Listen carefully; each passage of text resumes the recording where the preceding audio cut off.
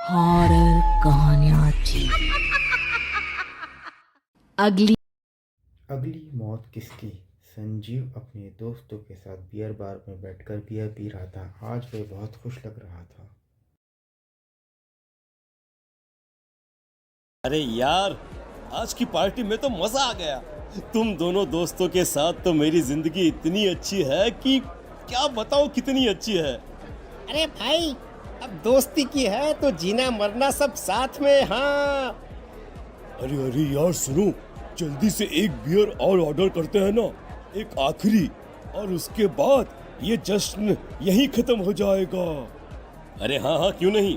Waiter, जल्दी से 2 beer की बोतल लेकर आओ। आज मेरे दोस्तों को जश्न मनाना है, क्यों? इतने इतने में वहाँ पर एक सुंदर लड़की हाथ में बियर की बोतल लेके उनके पास आती है। ही लीजिए, आपने बियर ऑर्डर की थी ना, मैं लेकर आ गई। क्या बात है यार, इस बार की वेटर तो बड़ी सुंदर है। अब बियर लेकर आई हो तो अपने हाथों से ही पिला दो ना। हाँ हाँ, क्यों नहीं, जैसा आप बोलोगे मैं वैसा ही करूँगी। क्या बात है यार, अब तो लगता है रोज यहीं आना पड़ेगा।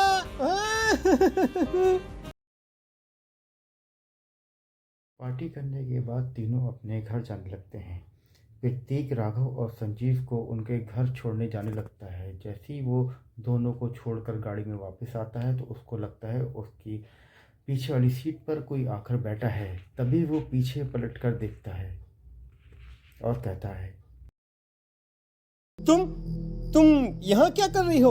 और तुम मेरी कार में कब आई? अरे तुम तो बार में वेटर थी ना। बस ऐसे ही मेरा दिल कर रहा था आपके साथ आपके घर चलने का, इसलिए मैं आपके साथ चली आई। अरे लेकिन तुम मेरी कार में आई कब? अभी कुछ देर पहले तो यहाँ पर मेरे दोस्त बैठे हुए थे। प्रतीक देखते ही देखते लड़की का चेहरा बदल जाता है।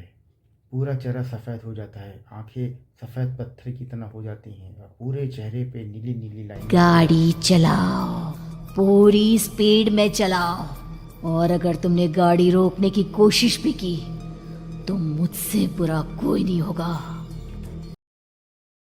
डर की वजह से प्रतीक के पसीने छूटने लगते हैं, शरीर बुरी तरह से कांपने लगता है। बिना कुछ सोचे समझे प्रतीक गाड़ी को दौड़ाने लगता है। चलते चलते शहर से दूर एक पहाड़ी पर पहुंच जाता है और उसको पहाड़ी का किनारा दिखने लगता है। तो प्रतीक कहता है, देखो देखो देखो देखो, मुझे छोड़ दो मुझे। अगर अगर अगर मैंने गाड़ी जरा सी भी आगे बढ़ाई तो हम दोनों नीचे गिरकर मर जाएंगे। ये तो तुम्हें पहले सोचना चाहिए था ना। अब कुछ नहीं हो सकता।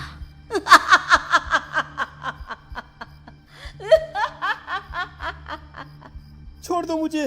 नहीं नहीं, प्लीज मुझे छोड़ दो। प्लीज प्लीज मुझे जाने दो, छोड़ दो मुझे। गाड़ी आगे बढ़ाओ। बिना स्टार्ट किए प्रतीक की कार आगे बढ़ती है और जाकर खाई में गिर जाती है। प्रतीक की चीखों की आवाज़ चारों तरफ गूंजने लगती है।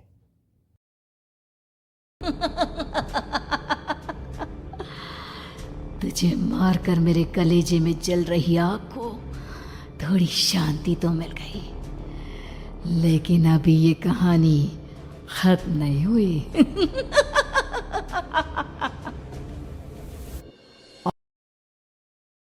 अगले दिन संजीव और राघव को पता चलता है प्रतीक की पहाड़ी से गिरकर मौत हो गई। ये कल रात की तो बात है यार, हम सब बैठकर पार्टी कर रहे थे, लेकिन मेरी एक बात समझ में नहीं आ रही। राघव शहर से इतना बाहर उस पहाड़ी पर इतनी रात को क्या करने गया था? अरे यार, वही सोचकर तो मैं भी परेशान हूँ। हम दोनों को छोड़ने के बाद तो वो सीधा अपने घर जाने वाला था, और वो आत्महत्या क्यों करेगा भाई? कल रात तक वो कितना खुश था, हमारे साथ सेलिब्रेट कर रहा था। हाँ, लेकिन पुलिस ने तो यही कहा है कि प्रतीक ने अपनी कार को जानबूझकर पहाड़ी से नीचे गिरा दिया और आत्महत्या कर ली। अरे यार, संजीव मेरी तो कुछ भी समझ में नहीं आ रहा है। चल ठीक है, अब मैं अपने घर जाता हूँ। Okay bye. दोपहर का वक्त था। राघव घर में अकेला था। तभी दरवाजे की घंटी बजी। अरे 1 मिनट रुको, अभी आता हूँ। राघव ने जैसी दरवाज़ा खोला उसने देखा सामने एक बहुत सुंदर सी लड़की खड़ी हुई है। कौन है आप और यहाँ किससे मिलने आई हैं? देखिए ना, बाहर बारिश शुरू हो गई थी, मेरी गाड़ी खराब हो गई है। आपका घर नजर आया तो सोचा कुछ हेल्प ले लेती हूँ। क्यों नहीं, आइए ना, आइए आइए। मेरे कपड़े पूरे भीग चुके हैं, क्या आपके पास टॉवल मिलेगा प्लीज? राघव अपने बाथरूम से एक टॉवल लाकर उस लड़की को देता है। Thank you so much. अब मैं चलती हूँ। अरे इतनी क्या जल्दी है? आप चाहे तो बारिश रुकने तक यहाँ पर रुक सकती हैं। हाँ। लड़की ने पलटकर राघव की तरफ देखा। नहीं, मुझे जाना होगा, मेरा काम बाकी है। और वो लड़की वहाँ से चली जाती है। राघव जो अपने बाथरूम में जाता है तो वो देखता है वो टॉवल वहीं पर टंगी हुई थी और उस टॉवल पर खून के धब्बे चारों तरफ फैले हुए थे। तभी राघव कहता है, अरे ये क्या? ये टॉवेल तो मैंने उस लड़की को दे दिया था। ये वापस मेरे बाथरूम में कैसे आ गया? और इस पर ये खून के धब्बे कहाँ से आ गए? राघव ने जब आईने में देखा तो उसकी गर्दन पे एक चाकू का कट लगा हुआ था जिससे बहुत तेजी से खून बाहर निकल रहा था। ये देखकर राघव बहुत ज्यादा घबरा गया। हाँ, अरे ये क्या? मेरी गर्दन इतनी ज्यादा कटी हुई है और मुझे दर्द भी नहीं हो रहा है। ये क्या हो रहा है मेरे साथ? राघव बाथरूम से बाहर आया और उसने अपना फोन उठाया, संजीव को कॉल लगाया। संजीव जल्दी से मेरे पास आ जाओ। मुझे लगता है कुछ बहुत बड़ी गड़बड़ है, जल्दी आ जाओ। उधर से एक आवाज आई और आवाज संजीव की नहीं थी, एक लड़की की थी। कुछ अजीब नहीं हुआ है, बस तुम्हारी मौत तुमसे मिलने आई थी और तुम्हें मारकर चली गई।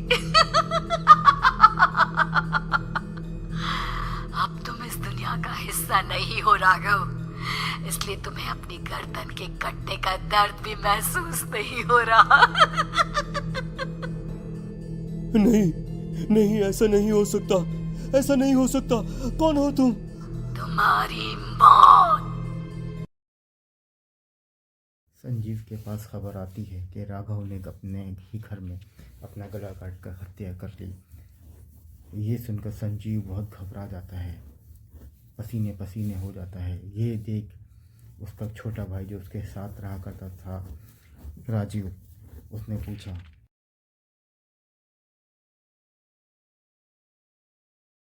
अरे भैया, क्या हुआ भैया? आप इतने घबराए हुए क्यों लग रहे हैं? प्रतीक और राघव की मौत, मेरा मतलब मेरी कुछ समझ में नहीं आ रहा भाई। अचानक से मेरे दोनों दोस्तों ने आत्महत्या क्यों कर ली? अरे वो तो मेरी भी समझ में नहीं आ रहा है भैया। हाँ, हो सकता है कि कोई परेशानी होगी और इसीलिए उन्होंने ऐसा किया होगा। हाँ, लेकिन दोनों की जिंदगी में एक साथ परेशानी और दोनों का इतनी खतरनाक तरीके से आत्महत्या करना, कहीं ऐसा तो नहीं मैं भी मर जाऊंगा? अरे आप ऐसी बातें क्यों कर रहे हैं भैया? वैसे ही मैं इतना परेशान हूँ। जब से अंजलि ने मेरा साथ छोड़ा है तब से सब कुछ बहुत अजीब सा हो गया है। रोज रात को डरावने सपने आते हैं। ऐसा लगता है जैसे अंजलि बार बार मेरे सपनों में आकर मुझे डराने की कोशिश करती है। अंजलि का कौन है ये अंजलि जिसका नाम सुनते ही संजीव के गले में आवाज़ अटक गई, नाम सुनते ही घबरा गया। कौन है वह अंजलि जिसने राघव और प्रतीक की जान ली?